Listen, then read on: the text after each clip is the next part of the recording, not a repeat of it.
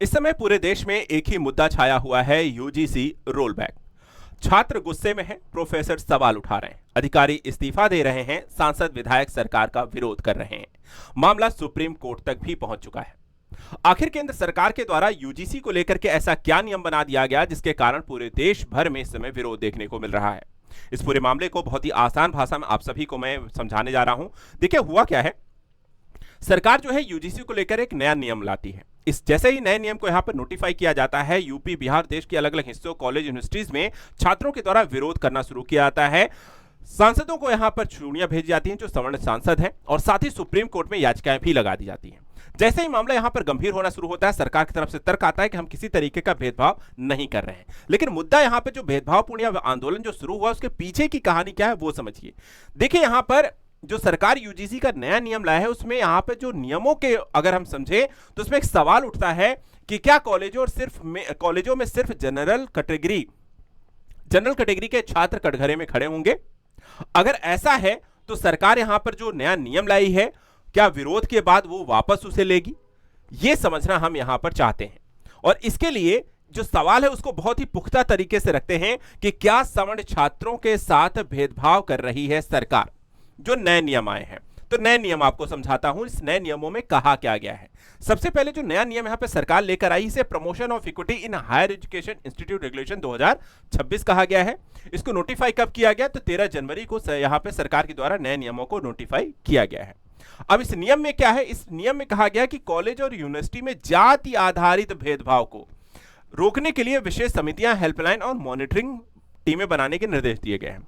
अब जाति आधारित भेदभाव को लेकर बनाया गया ये नियम है। अब जाति आधारित भेदभाव में यहां पे शामिल किसे किया गया है तो यहां पे देखिए एससी, एसटी और ओबीसी छात्रों की शिकायतों को देखा सुना जाएगा। और इस संदर्भ में सरकार ये कहती है कि ये बदलाव उच्च शिक्षा में संस्थानों में निष्पक्षता और जवाबदेही लाने के लिए किए गए हैं। लेकिन ये सवाल ही अपने आप में निष्पक्षता कैसे रह जाएगी। आप कह रहे हैं कि एससी, एसटी और ओबीसी ही दोषी रहेंगे, यहां पे पीड़ित माने जाएंगे, और जो जनरल कैटेगरी का छात्र होगा वो हमेशा उसके खिलाफ शिकायतें आएंगी और वो हमेशा दोषी ठहराया जाएगा। तो निष्पक्ष कैसे, यानी कि नियम आने के साथ ही ये मान लिया गया कि जो एससी, एसटी, ओबीसी यहां पर श्रेणी रहेगी वो पीड़ित मानी जाएगी, और जनरल कैटेगरी के जो छात्र हैं वो यहां पर हमेशा दोषी माने जाएंगे। और इसी को यहां पर अवधारणा को बना करके एक विरोध यहां पर आपको अभी शुरू हुआ है। इस मामले को और भी बेहतर ढंग से समझाने के लिए हम यूजीसी के पूरे नियमों को आप सभी के सामने यहां पे एक्सप्लेन करते हैं।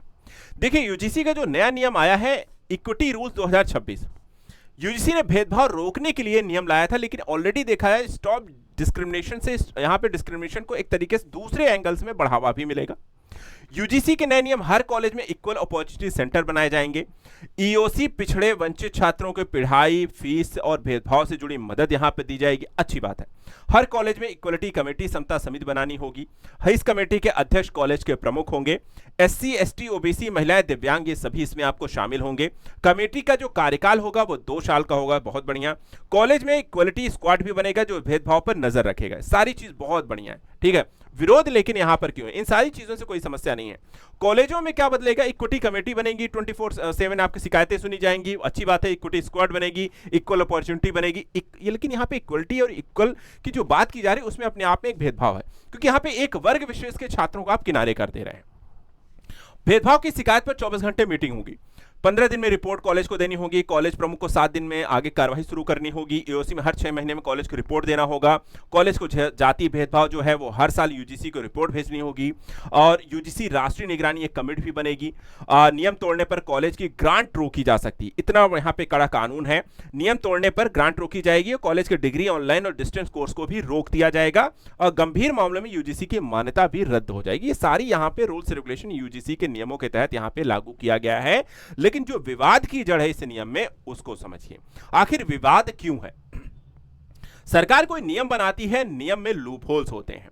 सरकार ऐसा ही एक नियम लेकर आती है जहां महिलाओं को दहेज उत्पीड़न का एक मामला जो सरकार ने कानून बनाया, लेकिन आज अगर हम देखें तो दहेज उत्पीड़न के मामले जो केस हो रहे हैं वो बहुत ज्यादा झूठे केस भी हो रहे हैं। और सरकार और सुप्रीम कोर्ट यहाँ पे बाकी अन्य मामलों में अगर हम देखें कई ऐसे केसेस आए हैं जहां पर झूठे केसों में फंसाया गया है।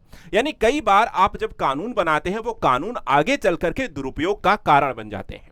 और ऐसा ही इस नियम में भी यहां पर बताया जा रहा है कि जो नया नियम लाया गया है, कई बार ये झूठी शिकायतों के दृष्टिकोण से भी प्रयोग किए जाएंगे। मामले जो होते हैं सही तरीके से देखे जाएं तो यहां पर नियमों में समस्या आपको देखने को मिल रही है। ऐसा कुछ यहां पर विरोध का रीजन बताया जा रहा है। अब यूजीसी के नए नियमों के विरोध में सबसे पहली चीज जो है, कहा गया है कि एक नियम जो है एक तरफा है और गलत शिकायत पर सजा के प्रावधान बिल्कुल नहीं है। कैसे, वो भी समझिएगा। भेदभाव की जो परिभाषा है, इसमें आपको किसको शामिल किया गया है? एससी, एसटी, ओबीसी, महिलाएं, दिव्यांग, ठीक है, इनको शामिल किया। शामिल किसको नहीं किया गया? जनरल कैटेगरी को पीड़ित नहीं माना गया है। अगर उनको आप कुछ भी जातिगत जाति सूचक टिप्पणी अगर उन पर करते हैं तो उनको यहां पे पीड़ित नहीं माना जाएगा, वो हमेशा दोषी ही माने जाएंगे। एक तरीके से भेदभाव हो गया। दूसरा, झूठी शिकायत पे सजा का प्रावधान नहीं है। मान लीजिए चलिए ये साबित हो जाता है कि नहीं ये झूठी शिकायत है, इसने फालतू में ऐसा सिर्फ आरोप लगाने के लिए, आप ऐसे यहाँ पे किसी प्रकार का बदला लेने के लिए किया है, तो ऐसी स्थिति में सामने वाले को भी सजा मिलनी चाहिए, लेकिन ऐसा नहीं है। फर्जी या गलत शिकायत करने वालों पे कोई भी जुर्माना या कार्रवाई तय नहीं की गई है। और 24 घंटे में कार्रवाई का नियम गलत इस्तेमाल की आशंका भी बढ़ाता है, यानी कि आप जानबूझ नियम ये कहें कि 24 घंटे में कार्रवाई करिए ही करिए। अब वहां पे जांच हो पाती है नहीं हो पाती, साबित हुआ है नहीं हुआ है, उससे पहले आप कार्रवाई कर दीजिए, चाहे वहां पे वो दोषी पाया गया हो या ना पाया गया हो। एक बड़ी समस्या ये है। इसके अलावा इक्विटी कमेटी में जनरल कैटेगरी का कोई प्रतिनिधित्व नहीं होगा। एक और समस्या यहां पे क्वेश्चन मार्क क्रिएट करता है कि ईओसी और इक्विटी कमेटी जनरल कैटेगरी का जब अगर सदस्य नहीं होगा तो इससे क्या होगा? इस कमेटी के फैसले जो होंगे हमेशा एक तरफा ही होंगे, यानी कि जब जनरल कैटेगरी का छात्र नहीं होगा, उसको यहां पर कमेटी में भी शामिल नहीं किया जाएगा, तो हमेशा आप उसके विरुद्ध ही फैसला आएगा। इस तरीके की आशंका यहां पर बढ़ सकती है।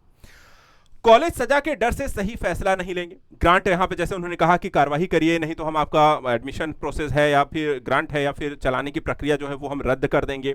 तो ऐसी स्थिति में कॉलेज पर भी दबाव होगा।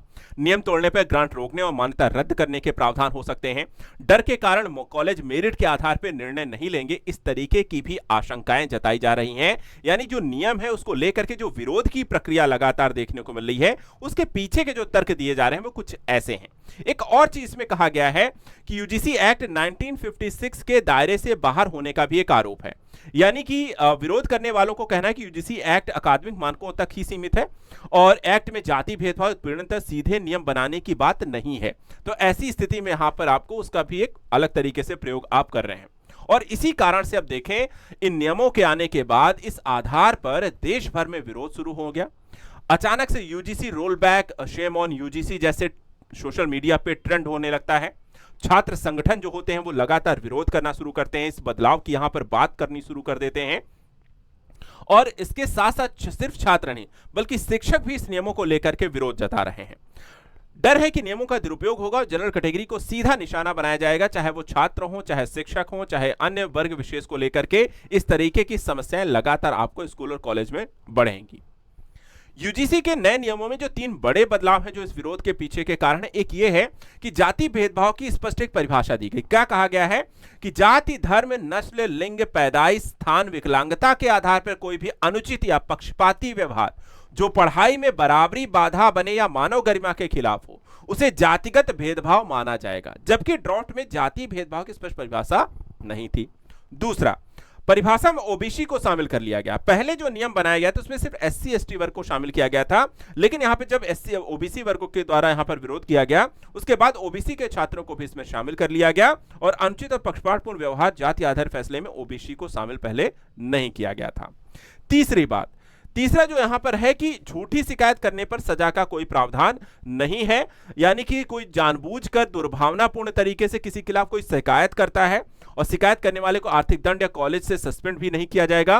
और अब लागू हुए फाइनल नियमों से यह प्रावधान यहां पे हटा लिया। पहले अगर हम देखें तो ऐसे करने पर आर्थिक दंड और कॉलेज से सस्पेंड करने के प्रावधान थे, जो कि आपने इस नियम में यहां पर हटा दिए हैं। तो ये सारी चीजें जो होती हैं वो काफी गलत यहां पर इसको लेकर के एक मामला जो है सरकार का विरोध भी आदमी देखने को मिला है कि एक तरफ से छात्र विरोध भी कर रहे हैं, दूसरी तरफ मामले को सुप्रीम कोर्ट ले जाया गया है। यानी कि सरकार यहां पर भेदभावपूर्ण तरीके से कानून बना रही है। क्या सुप्रीम कोर्ट इस मामले को कैसे देखेगा? अब सुप्रीम कोर्ट में देखा जाए तो इस नियमों को चुनौती देते हुए एक पीआईएल दाखिल की गई है, जिसमें कहा गया है कि संवैधानिक अधिकारों की यहां पर जो बात है वो आप भेदभाव यहां पर कर रहे हैं, क्योंकि संविधान में भी कहा गया है कि यहां पर सभी के लिए समान अवसर की स्थिति, पढ़ाई करने को लेकर के, नौकरी करने को लेकर के, लेकिन आप यहां पे कानूनों में ही यहां पे भेदभावपूर्ण प्रक्रिया लेकर आते हैं।